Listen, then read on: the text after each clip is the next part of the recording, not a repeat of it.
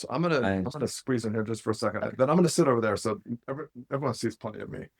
But you guys, we'll get started. We changed the time a little bit just to get started a little bit later. The key thing about this is that we're recording. We are recording this time. I blew it last time. We're recording this time, which is awesome. And we're I'm just like super excited to be here with these two women in Pocatello, Idaho. Second time this year. Go Pocatello. There's a party at Pocatello. And um so if you I won't take the time to explain what the 85ers are entirely, but there's all kinds of great information. The85ers.org is the website.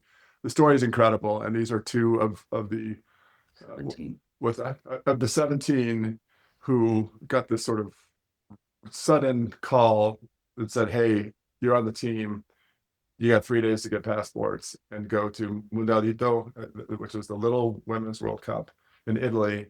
And some of you didn't have passports, and you went over there and played against teams that have been training and working together for a long time, and had a really great showing, all things considered. I mean, you guys might not see that. I've seen Michelle Akers, but we should have won. Yeah. But you guys, I mean, you started the dynasty that is the U.S. Women's National Team.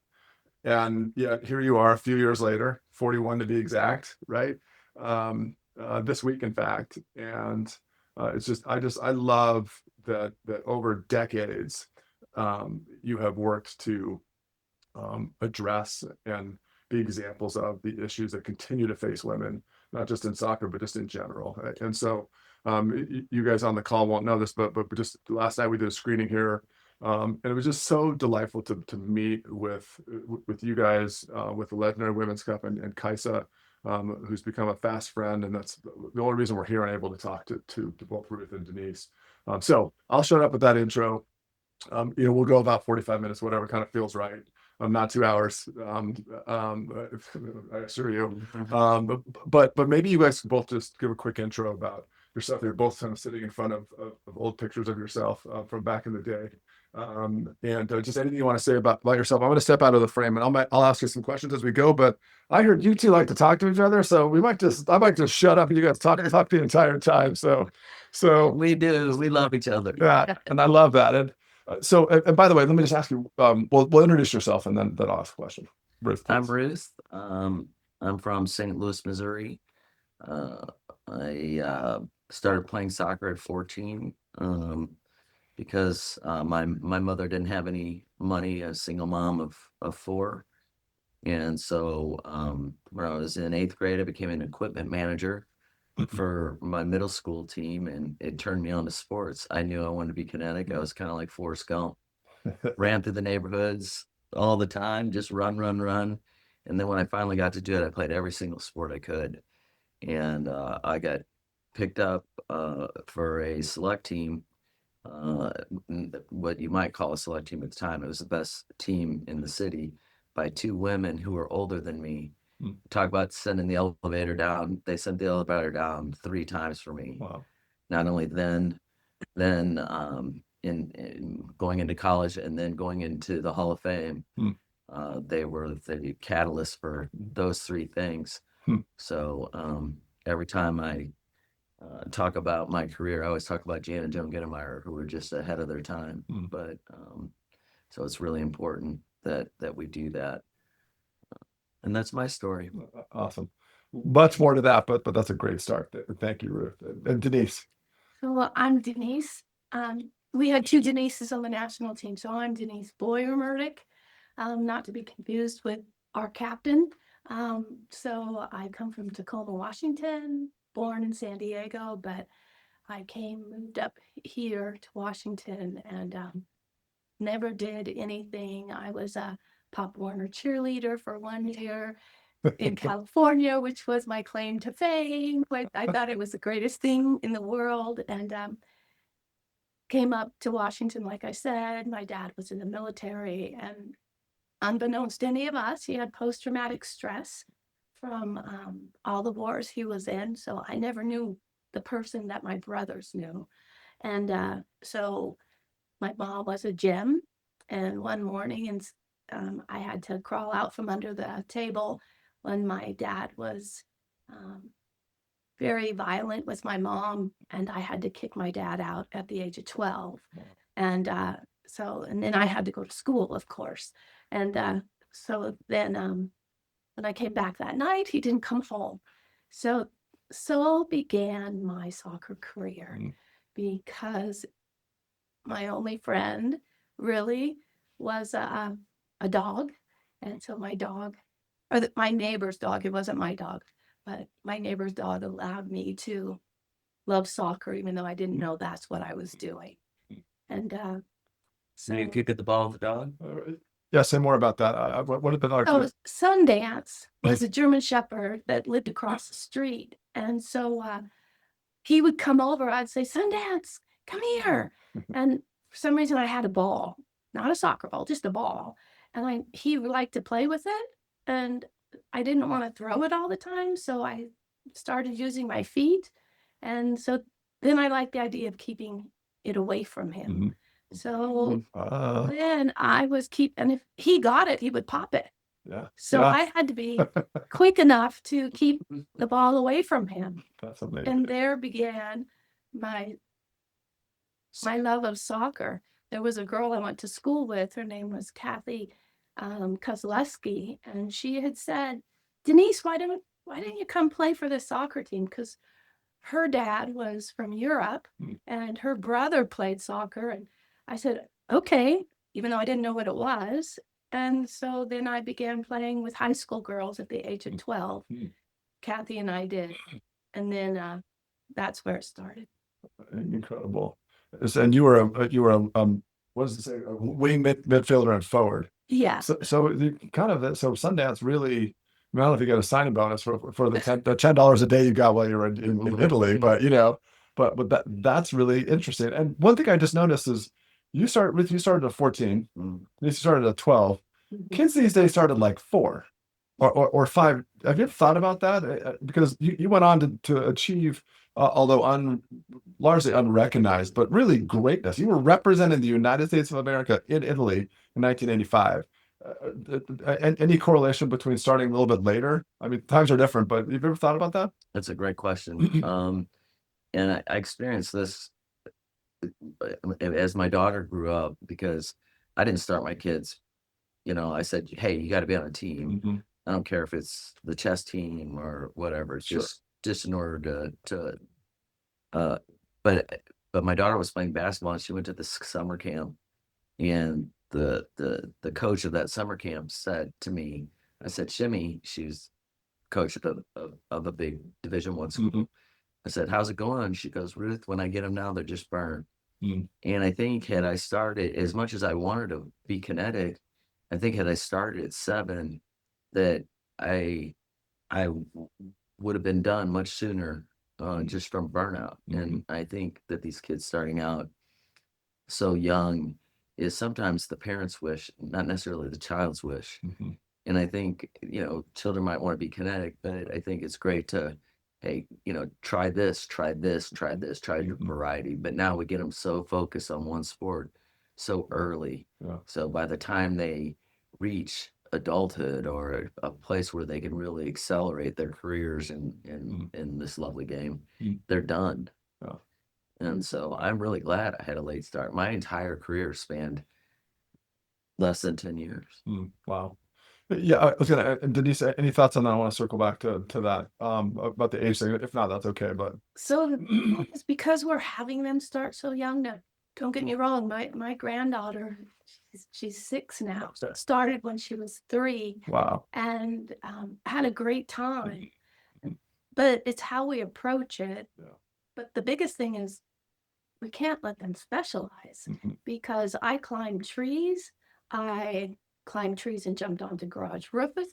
She still does that. Parkour. And Original parkour, yeah. And then you jump off the garage. Oh my gosh. And then you get on your brother's van and you do back tucks and back layouts. I know, but She's still doing that stuff. And can see it. you're walking to I had to walk to soccer practice, and it was a long way, and I walked by myself. Uphill both. And it was uphill and downhill. and then there was a vacant lot that I used to go in, and that was my sanctuary. and I would just run around and climb those trees. And then when I walked to soccer, I would sprint against the cars on the road. Now, nowadays, it's like all they do is soccer. Sure. All they do Sure. is gymnastics, and it's very expensive. Yes. And so there is pressure on the kids because of the financial, commitment that the parents are making. And then the clubs might say, you can only do one sport. Yeah.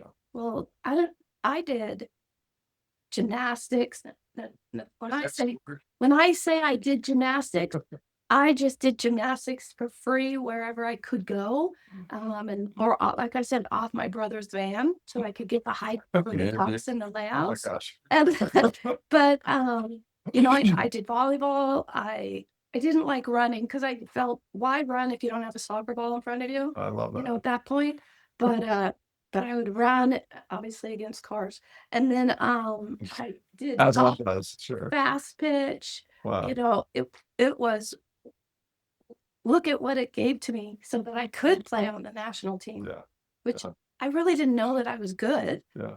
It was just normal. My body, my muscle memory had all of it. And I think that's kind of what we're missing a little bit. And I work with patients and make them feel better. And I see athletes and young kids and they have overuse injuries. And we never even heard of the word overuse, right? No. And their parents are giving them medication because they're having knee pain so they can play in a game.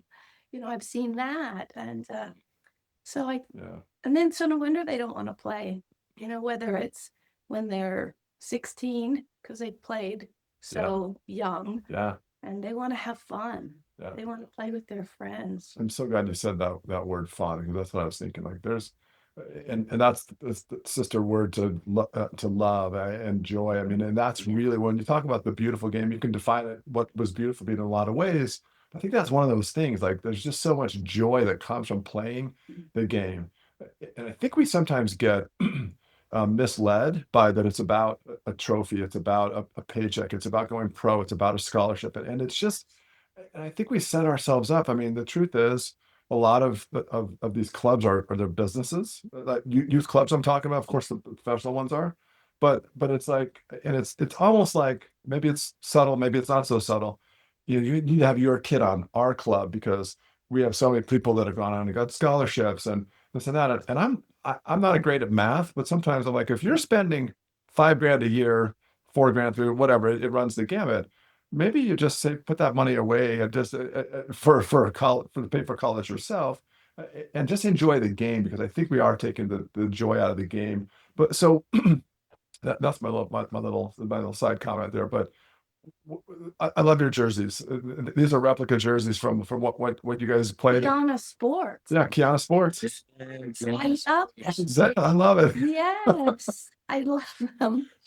But these were made for you. These weren't hand-me-down men's uniforms like you actually wore in 1995. Is that correct? That's correct. Kai made them for us. Yes. Well, they're beautiful and awesome. So after Italy, where did you both go with your life in terms of soccer? Like that wasn't it, was it, or was it? Was that sort of your peak and didn't realize it was going to be your peak in this 3-week intense time, or what happened after that?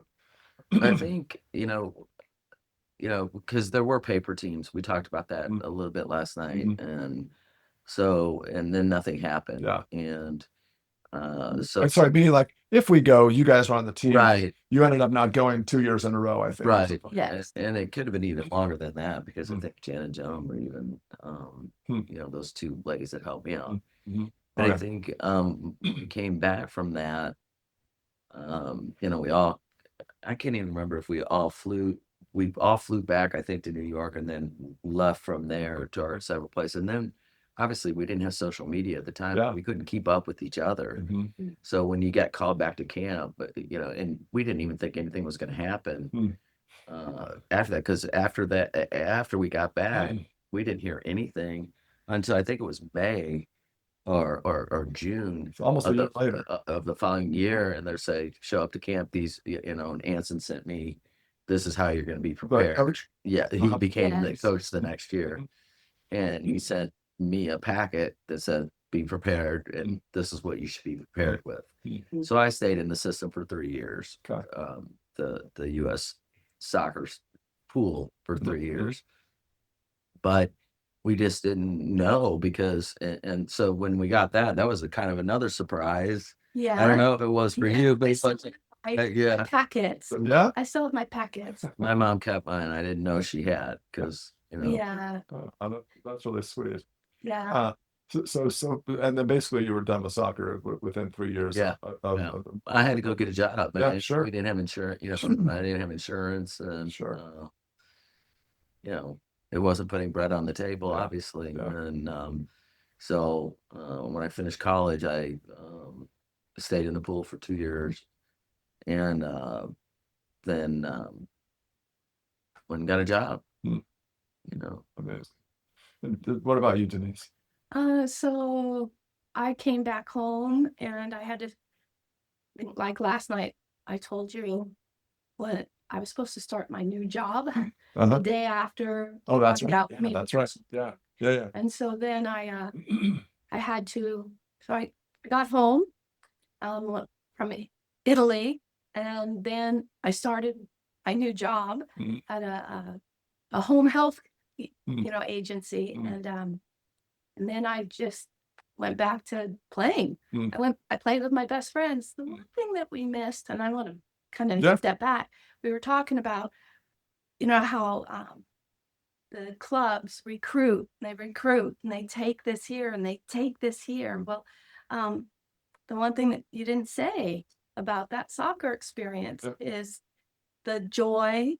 There's a joy of our beautiful game, Yeah. which we still have now, Mhm. but it's more the joy of her. Yeah. She's my joy. Yeah. I don't care if I even play, but I want to be in her presence. Yeah. And that's what our beautiful game is supposed to be. That is where we're supposed to get. I mean, that's where I get my positivity. Is that a word? Yeah. So it is. But this is But this is why we play soccer. This Yes. is why I played soccer. totally. I didn't play soccer for anything else other than the fact that I have sisters. I played to win. Yeah, No, I did a lot of winning, didn't I? don't go there. Oh, yeah. She never scored on me though, ever. Is that right? Okay. Oh, So, but yeah, I just couldn't wait Yeah. to get there. And then when I went to practice, it was also the dads who weren't paid, Mhm. who just had a daughter on the team, and they let me be one of their daughters. Oh. So even though I didn't have a dad, Mhm. bless his heart, Yeah. I did have dads that kind of watched over me. And it was a built-in set of friends. I Yes. think, Yeah. I think, and if you play, what's happening in these pay-to-play things is, oh, my kid's not playing, so I'm going to move to another club, Yeah. or my Sure. kid's not, getting enough time, or whatever it is. Mhm. And in our day, it's like, I can't wait to play. Yeah. And my mom was not sitting on the sideline. She's working 2 jobs, Mhm. and I'm getting a job to take taxis to practice. Yeah. Wow. Wow. And at 13, Oh my I gosh. started, yeah, I got a job to help pay the bills and for my family. And then at 14, I got another job to get taxis to practice. Wow. Yeah. But then I didn't finish No, your yeah. question. So then But thank you for circling back to that. yes, I really Yeah, that's really important. yes.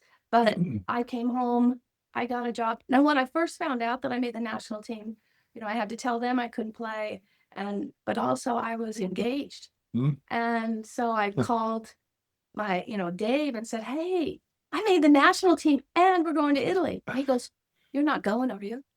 You start a job tomorrow." Oh man. So, It's just so sign from the gods. right from when I got home, it was get back into life, do what I was supposed to do, because I always did the right thing, right? I always took care of who I needed to take care of. Yeah. But I never gave up soccer. Yeah. I mean, it was like, okay, when's the next indoor game? Okay. Oh, you need a pickup player? Okay. When's our next practice? And then Incredible. yeah, we played in the adult the Washington State Adult Soccer Association, and that's where Bernadette Noonan came in. She fought for us, who we just lost this year. That helped like the Seattle women and the Seattle girls to be recognized a little bit, from the people that were controlling soccer versus it just being men or boys. Yeah. She stood up. She stood Yeah, up, Bernadette and they wouldn't Noonan. even give her a chair in the room. Wow. Wow. But and so Yes. then I did camps, and I did guest coaching, but nobody knew I was on the national team. Nobody knew that, and I didn't talk about it. I And don't think any of us did because I don't think any of us, like my kids didn't even know that I played soccer until they're, quite older. yeah, And, Jeffrey knew I played soccer because he was always en route. So because when I got married in '86, so I declined the national team, and then in '87. Gretchen talked to me, Gretchen Gay, who's our 87 year, our 1987 goalkeeper from the national team that played with me club.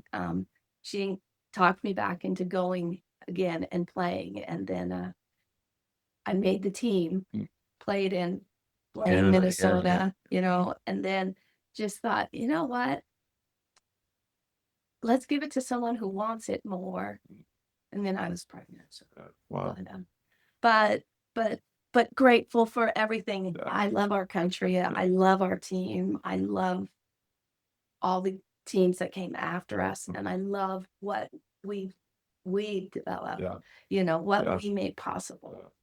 Well, I love that we're, like I said, you're getting some. It's definitely not enough, and I don't know how you define enough, but you're getting some recognition through this 85ers effort, through things like the legendary Women's Cup that we're sitting here at in Pocatello. And but I love that you went back to the joy, and I actually meant to mention that because and I'll just say I remember playing as a kid. We didn't have high school soccer in Walnut Creek, California, so I stopped playing for my traveling team. We all kind of went our separate ways, but our coach died a few years ago, and he was old. It was fine, but it was like I was taken immediately back to being like 12 and 13 years old and loving all those guys I played with. And I think that's really such a powerful thing. And that's what we're trying to honestly to craft in the lives of as many young women who want to get involved with She Belongs as possible. And we're crossing over, what's the word? Community barriers that there might be, unintentional or intentional. Like we as humans, we stick to people that we know or are comfortable with. But that's what I love about She Belongs at Refugee Soccer is, hey, you guys, like, no, it doesn't matter where you're from, what color your skin is. Like, get in there and do that and play the game.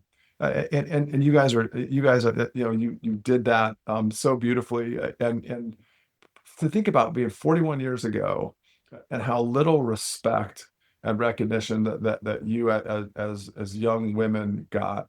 And even fast forward to today, I understand like US Soccer never actually recognized the 85ers in any kind of event, but the Seattle Reign did a year ago. You guys were brought out of the field, and a lot of you being from not you, I know, Ruth, sorry, I hope this isn't a sore subject, but being from the Seattle area, right?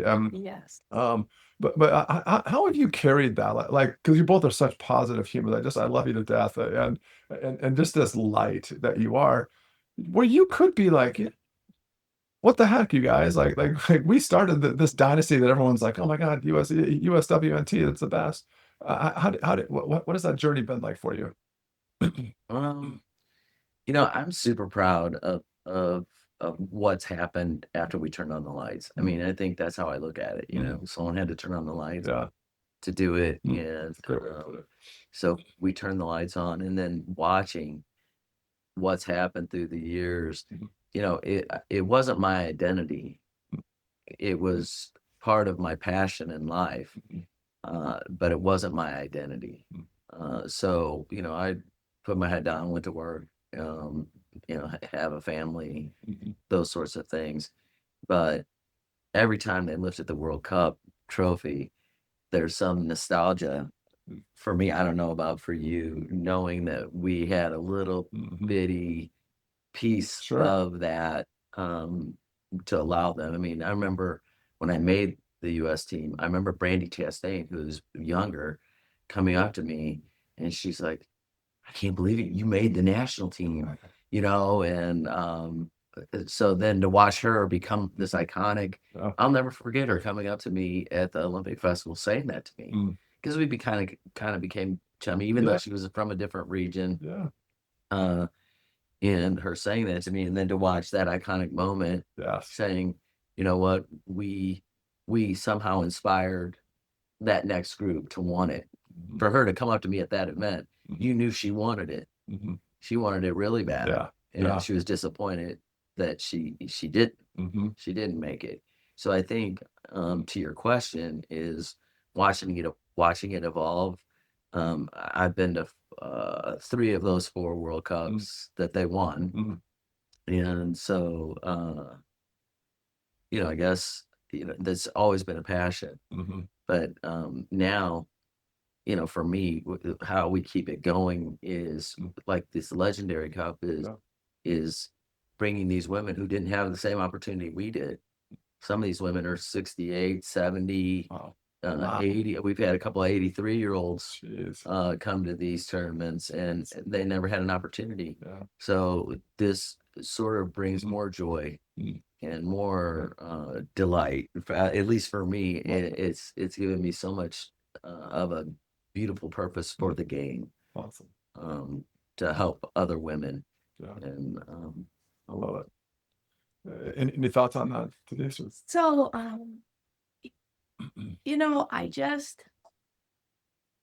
I just continued life. Soccer was a big part of my life. My son was my whole life. My mother was my whole life. But really, whenever I watch a game and I hear our national anthem, still get the chills. that's when I come back to, oh yeah, I stood on the Italian ground in that stadium and I gave to our country what everyone else in my family gave to our country, because I'm a military family. I'm a military brat. And I could I'd just say brat. I couldn't do what my father did or my uncles or my brothers, but I could stand on that field and do the same thing and put my hand on my heart and sing and cry. I mean, so every time I watched the games, I never miss a national team game, but I do mine via TV. Yeah, sure. Not show up at them. So, not that I don't want to, but it's kind of I don't look back and say, oh, why didn't they do this? Until Stacy Enos, our partner in crime, called us together 38 years later. And then we got to meet up in Asheville. And that was just 3 years ago. I just had my knee replaced. I really shouldn't have flown. But it was like, oh, heck yeah, I'm not going to miss anything. And then I went, and we still didn't know each other. 38 years, we still didn't know each other. How did you get to know each other? I mean, in that bit of time, we were arch enemies. And we're put together for 3 or 4 days to train, and then we get on a plane to go to Italy. Different playing styles, different regions, different, just coaching in general. And just different, right? And so I think, Denise talks about our national anthem, and still to this day, every single time I hear the national anthem, I get chill bumps. Yes. From that one experience of being on the field with my hand on my heart, hearing our national anthem, and representing the crest in a foreign land. Yes. Cool. Yes. Very cool. I guess I'm just hearing about that. That's beautiful. Yeah. Go ahead. Yeah, sure. Let you know, because it wasn't until 38 years later when we met in Asheville, those of us that could come, then we met flame bearers, and flame bearers told our story. Those are the first, kind of podcasts on each one of us that Jamie Middleman put out because she cared enough. And, that was great. And then we did a thing with Randy Bacon who created Every our, one of these pictures. this is a Oh yeah, okay, yeah. The pictures on the website are gorgeous. They're so well done. and the Kansas City current stadium. Yeah, We have a wall. you do We Yeah. have a permanent. the brand new stadium. It's in Ted Yeah, Lasso. a picture of all of us, and then Oh, a video. There's we a got to pic- go. We got to go take. Let's do Let's it. go. And let's bring your Are we ready? team. You know I'm serious. Yeah. Yeah, Yeah, let's yeah. your team You guys hear that? We're going to Kansas City. Okay. So, for a Kansas City current game heck yeah. or even a national team Yeah. that might be played. I bet you there. right? And and Randy Bacon, this world-renowned photographer, Brilliant. videographer. Yes, he's a storyteller too. Okay.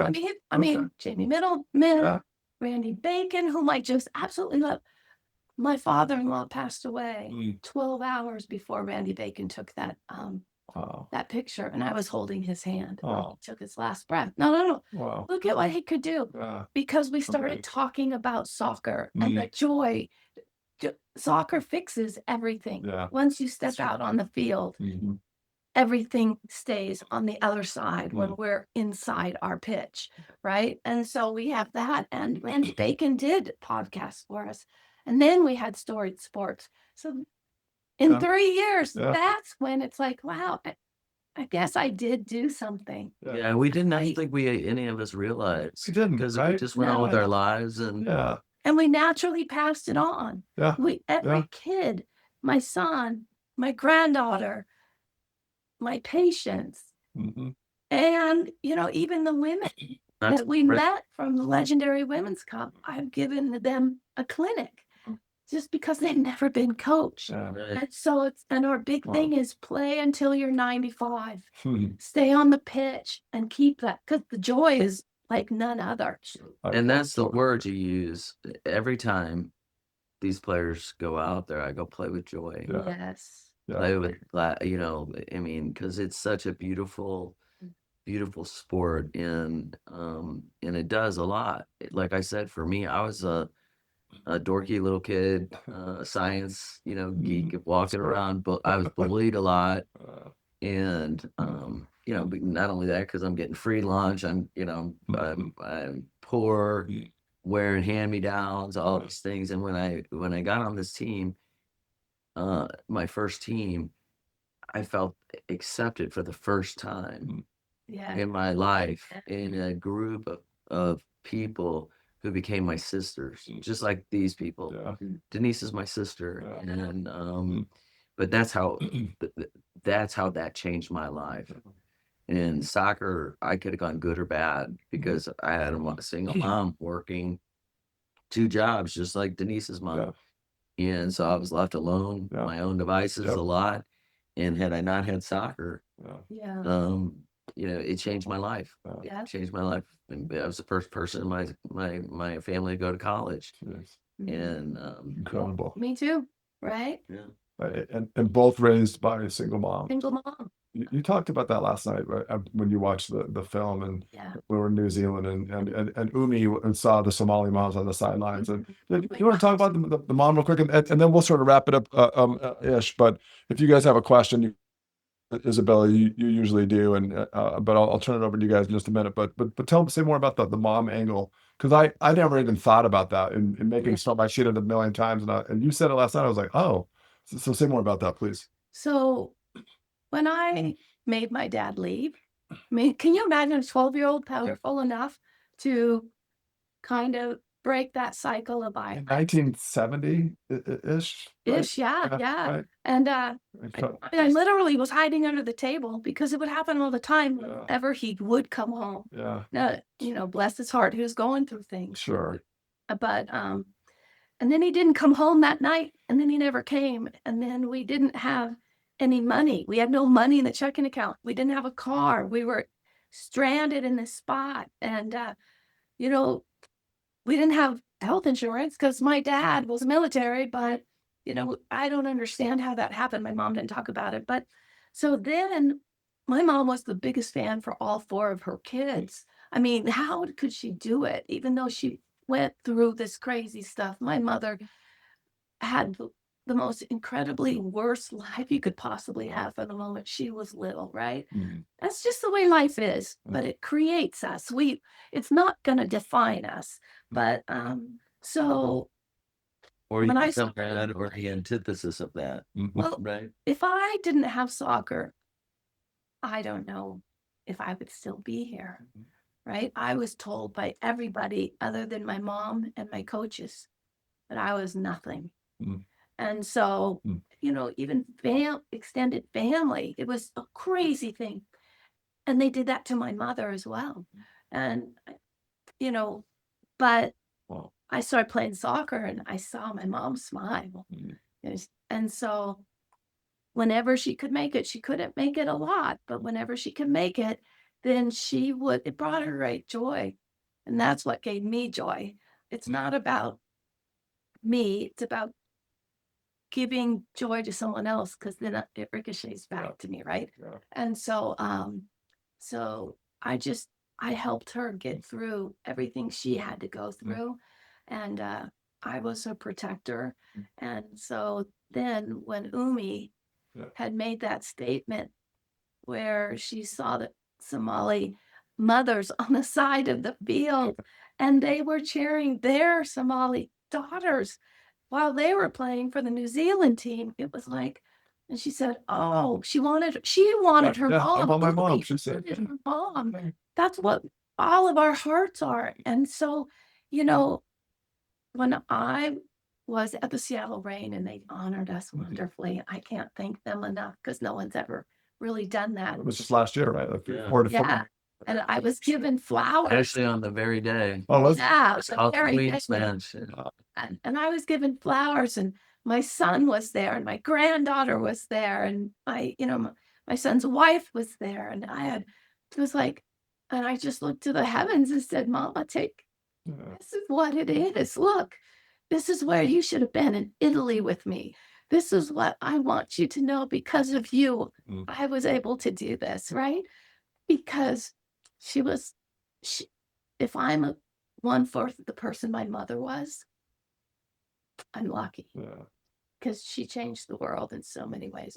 You're beautiful. Yeah. You're more than a fourth of what you were. No, my mom was a saint. So are you. I am, because I'm my mother's daughter. Yes, you are. I'm my mother's daughter. Yes, you are. So That's beautiful. Thank you. yeah. Wow. I almost just want to just stop right there and sit in that beautiful feeling. Thank you. Ruth, Yes. kind of maybe last question to you from me, and then Gonna talk about my Cyclops eye. yeah. Oh, wait, you have a cyclops? No, what? No, no. Because I'm blind in one eye. Oh, I forgot. I forgot about that. Yeah. So basically, blind in one eye, goalkeeper, right? But they didn't know it. But they didn't know, and I've told you mentioned that. I totally forgot until you just said that. That's not what I was going to ask you about. Oh, okay, good. but let me just say, I think our, how do I say this? There is a role for struggle in life, and in this game, right? In soccer. And I feel like we well-intentioned parents, and I'm certainly one of them, but you want to give your kids everything. And I don't want you to, it's like almost like I don't want you to struggle. But also I see that I struggle, and I struggled in a way different way than you guys did, and way less than you guys did. Just let me be very clear, as a straight white guy growing up in an affluent area of the Bay Area. But but I still had life and whatever. No. But when I see the choices that you both made, and Ruth, you said I could have gone either way. That's 16 hours of unsupervised living. I was homeless my senior year in high school. Oh my God, yeah. So I stayed in public bathrooms. I couch surfed, and some of my soccer mates let me stay on their couch. Wow. Yeah. At 17 or 18 or senior year in high school, whatever. 17. So I don't. I guess I'm just noting how amazing it is that we have a choice, and you both chose. I'm going to dig in, and I'm going to, and soccer was kind of your vehicle to choosing a different path than was presented to you. Totally. And honestly, I think people today even would be like, well, they had it rough at home. They were being raised by a single mom who was doing her best to try and provide. No doubt. So I see why she chose drugs or prostitution or all the horrible things that that don't end up bringing joy. Right. Like, actually, I'm going to choose soccer. Yeah. Right. And so I applaud you for that. And what a great example that is for kids of all of your boys and girls these days to go, oh, I guess it's okay if I struggle. And for parents to not worry about, I got to pay the $4,000 this year to be in the best possible whatever. Like, hey, it's okay to not get playing time. It's okay to struggle. But anyway, I thank you for both for doing that and for becoming what you've become. And though you have never held up a World Cup, or gotten a, I don't know, as far as I know, gotten a deal with Nike or whatever, some multi-million-dollar, We're laughing at your right? interaction. Right, or 1 million followers on Instagram or whatever it might be. Like who cares? In a way, I mean, easy for me to say, but that doesn't remove the impact that you made, continue to make on people. You made it on me. Like just to be sitting here with you and to listen to you last night talk about how the film impacted you. Like, I'm like, okay, Adam, we got to keep going. We got to get to more young women and continue to share this message. So it's really it's significant and it's powerful. And you're doing that to this day, 41 years. It's this incredible experience that brought you guys together, and here we are. So. With the question I did want to ask you after my 5 minute sort of speech here. Sorry, you guys are like, and we know this is how this guy is, but. You said something in your podcast episode and what you said last night about that I won't say it like you did, but you were worried that your performance in Italy was not enough to sort of push the ball forward or really have that pass from the back lead to something more significant. Can you just remind us of that thought and kind of how you feel about it today? Yeah, I just felt like because we'd had those paper teams, and then U.S. Soccer sort of made a half. I'm not going to use a bad word, but they just half-hearted. Thank you for that, because that would have been the vernacular I would have used. I know. But they made a half-hearted effort, and they didn't really want it. Yeah. They didn't. I think somewhere inside it was kind of like, let's throw them this bone, and so it was an opportunity at that point to make an impact and bring the game forward for the next generation. So when we, and we didn't embarrass the U.S. by any means. I mean, these teams were playing well before we were organized and playing each other. I mean, if you go back to Copa 71, you can see there are many organized teams that were playing well before anyone in the U.S. was doing that. So I remember coming home and I was on the escalator at the airport in St. Louis, coming home and thinking, crap, we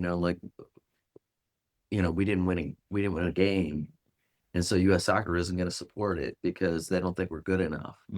And so I felt like I let down the next generation, or I was a part of that group that let down and will they support it now? Because we didn't perform, we didn't go over there and win every game that we were playing.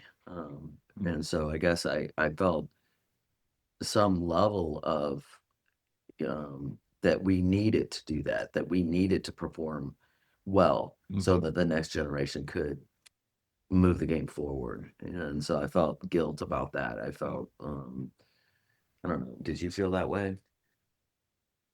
Probably not. I just was living in the moment and just planning the next thing. It organically evolved, but I never told anybody. Nobody ever knew. Me either. I mean, Right. my college, on our 30th anniversary, they posted like, this is the 30th anniversary of the United States women's national team. And one of the gentlemen that created Men in Blazers actually graduated from my college. Okay. And he was like, oh, no way. There's a player from UPS that played on the U.S. women's national team. Now, do you think my college ever has acknowledged that? No. I mean, Wow. and that's a whole other thing. I mean, but so yeah, I mean, I was almost ashamed. Hmm. I didn't even tell people I played U.S. soccer for years. Yeah, I mean, literally years and years and years and years, because like we didn't realize what we were doing. Sure. Yeah. All I know is that I hate losing more than I like winning. Sure. and That's fair. I just do the best at creating that beauty on the field because it's so beautiful. I'm a goalie, so I'm a little quirky. Yeah. But I didn't tell anyone I was on the national team really until Stacey Enos brought us into ad. Right. So you carried this for decades. like, Yeah. this amazing piece of your history and of the U.S. women, U.S. soccer, I should say, U.S. soccer history. You've carried this for all these years, and so I'm just so glad that you guys have a growing platform. I would say, I'm so delighted that She Belongs is a small little part of what you're doing, and maybe we'll be a little bit of a bigger part going forward because I just love you guys, and there's so many things that align with what we're trying to do, and Yes. because Inclusivity. yeah, right, All that. Yeah. yeah. So That's what I took away last night. Sorry, I don't mean to point. I But, don't mind. But I just got to trying to make No smack. But the missions of She Belongs Yeah. is that I'm not going to say it as That's well okay. as that you said it, but it's males and females, religious, non-religious, Somali, American, Mhm. are all equal, Yeah. right? Yeah. So that's what we're still fighting against, Mm. because I have a young girl that I'm working with, and her father has asked her to give up her volleyball so her brother could play soccer. Oh boy, That's still it's still out there. interesting. So Wow. thank you for doing what you're doing. Absolutely. And that's why, to be quite honest, that's why I didn't tell anybody about my national team, because that was my thing, and I don't want anyone to put it down. Yeah. No one was going to tarnish that, Yeah. because that was besides my son and my mother, that's the Mm. that's positive. That's even Yeah. more now that I got to know these people as people. Amazing. I didn't feel like a winner out of Yeah, that. no, I It's- understand that. It's kind of Yeah. what it did. We wanted more. I think we wanted more out of that. You deserved more. Honestly, you deserved another chance to go back or other more organized instead of just being on paper and the one thing. And you deserved more. You were it. We You didn't know you were it, but you were it. Yeah, you needed to camp. Yeah, Imagine Oh, what we would have done. the I mean, our power. first and they game- not left me on that bus. No, that gave you a great story. But That's had right. we Watch the podcast. It's amazing. had we that first game 1-0, we lost To Italy, to the Italy. home team. We could have beaten them easily, but we didn't even know each other. I don't even think she spoke to me because Wow. I was shy. Yeah, she was a coach. For now. So, and they liked me, and I was. No, I can't imagine that. Nobody knew me, but if you're a strong presence on the field Yeah. and you're winning all the time, Yeah. people, look at who do we want to win the Super Bowl? The underdog. Right. We worked our tush off Yeah. so we could be there, and so I didn't want anyone to hate me. Mhm. I really, I Just didn't. could hate you. You know, No, except on the field, I You're the did. kind. Well, yeah. Well, okay. I guess so. There's that, but could have won it. And we have one question come in. So We just weren't together. I mean, 10 minutes late to a game, no warm up time, and we lost 3-1. I mean, But the day before, just remarkable. we tied Denver 2-2. So cool. Wow. Yeah, Yeah. no. Had we known each other, not been jet lagged and had a good meal, Seriously. Yeah, seriously. because we didn't even. Everyone else is from Europe and in the same time zone and have to travel nearly as far. Yeah. And we had to play right away. Awesome. So Isabella, who is in North Carolina, has a question, and then I'll open up to Kelly and Anu's on here as well, and then we'll wrap it up and we'll get you guys on with your day. But thank you so much. I'll Not talking. I can say I know. I love this. You got to get back. Yeah, no, it's not about me. So Isabella says, was it hard being the first USA women's team as far as the public opinion, and how did you both deal with that? I'm sorry. Oh no, it's okay. Nobody knew about us. So there was no public opinion. the public opinion came from Mostly the women that, and the fans on their the Italian fans. oh, They loved us, Mhm. and we did. Yeah. Uh, That's so cool. which was interesting. And well, let's move 6 years later Mhm. when the 91ers win a World Cup. yes. When they come back from that World Cup, there's one reporter. Hmm. They win a World Cup, Yeah. and there's one reporter to meet Wow. them when they come back In 91. in 91. Wow. Yeah. Yeah. Yeah. Still just, yeah, like just no recognition of how significant that is. Now, had our men won a World Cup in 91, Sure. I can promise you, for Or example, to the quarterfinals. or got out, Clever. Yeah. get out of the knockout round. But what But I what love our men's We love our Yeah. men's team too. I don't mean Yeah. to sound. team. Oh, I'm so proud of them this year. we for them. Much better, really good. But I think that the notoriety of that was not what we were looking for. What we were looking for is to develop the game Yeah. for other women. Mm. And so,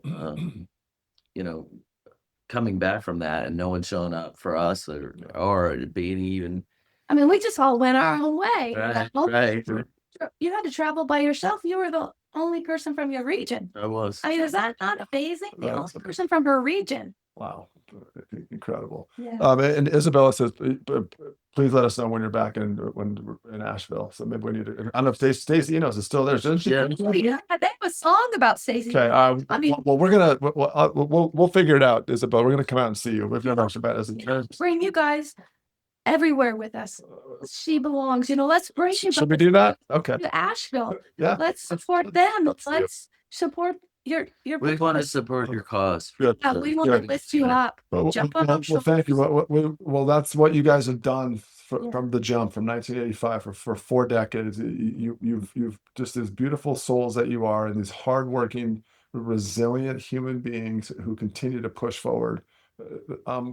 Positivity and equality, and like guys, let's just find the joy and spread that joy. And Yes. so I'm Yeah. just super grateful. Any questions, Kelly? Did you have a question?